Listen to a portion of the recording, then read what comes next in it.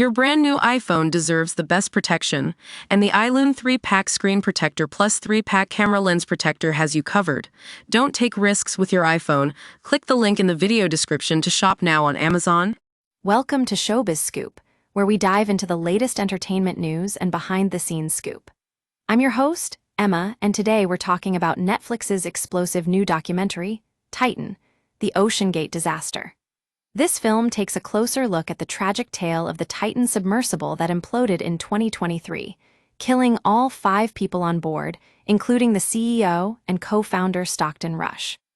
But what makes this documentary different from other stories about corporate malfeasance? Well, for starters, Titan is all about Stockton Rush, but also gets bogged down in a single villain.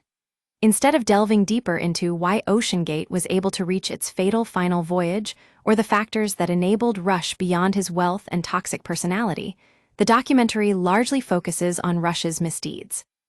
The main issue revolves around the use of carbon fiber for the ship's hull instead of titanium or other metal typically used in submersibles.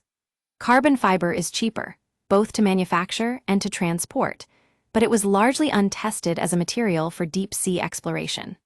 Rather than switch to a sturdier material, OceanGate simply shrugged, added acoustic sensors that would note when a carbon fiber had snapped, and called it a safety measure. The documentary also explores how OceanGate got around regulations regarding crew and personnel qualifications by calling almost everyone involved a mission specialist. It was a sign of a company that functioned as an expression of Rush's ego, but also a larger cultural mentality that rules get in the way of innovation and progress.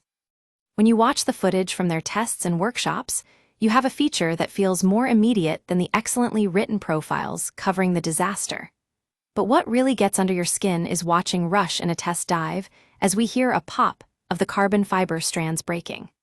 Without resorting to recreations, Monroe paints an unnerving picture of what the final moments of the doomed Titan voyage may have been like.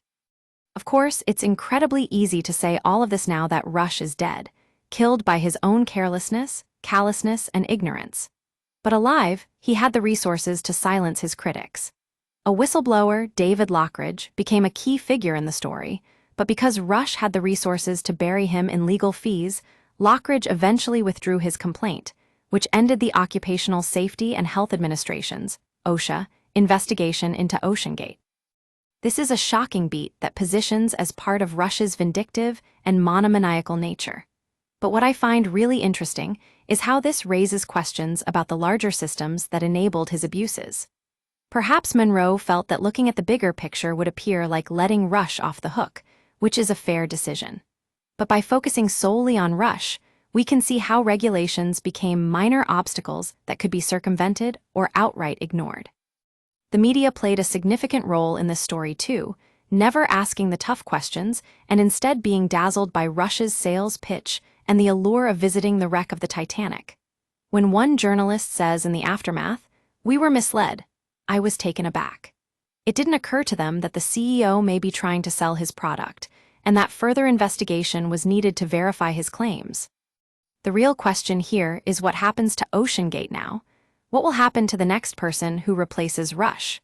Nothing in the documentary indicates that a similarly well-funded and single-minded individual would have difficulty repeating his transgressions.